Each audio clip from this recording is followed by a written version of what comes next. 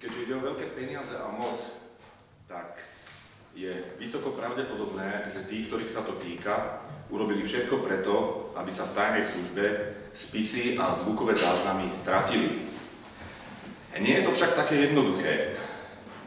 Podľa textu na internete k akcii Gorila existujú početné príslušné rozhodnutia súdov s konkrétnymi spisovými číslami.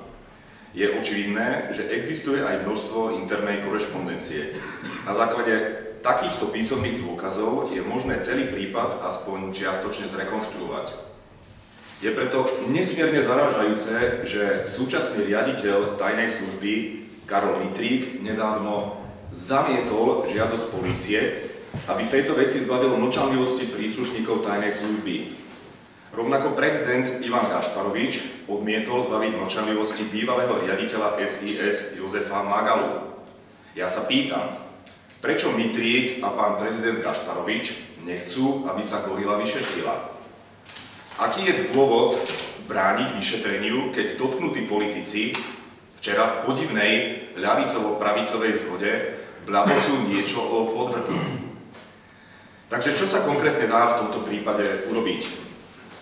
99% občiansky hlas vyzýva premiérku Ivetu Radičovú, aby bezodkladne prikázala riaditeľovi SIS zbaviť mlčanlivosti súčasných aj bývalých príslušníkov tajnej služby, ktorí môžu celý prípad objasniť.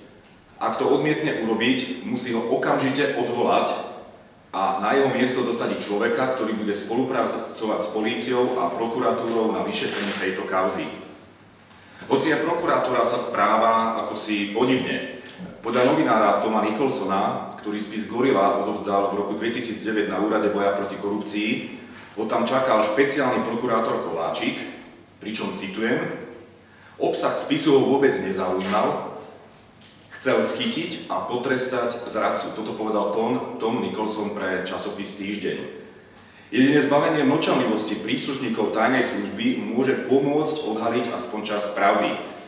Premiérka Radičová musí postupovať rovnako razantne ako v prípade riaditeľa VOS Pavla Brichtu, ktorého nedávno nekompromisne odvolala potom, ako sa zistilo, že vojenskú kontrarozviedku brutálne zneužíval bývalý minister obrany Ľubomír Galko.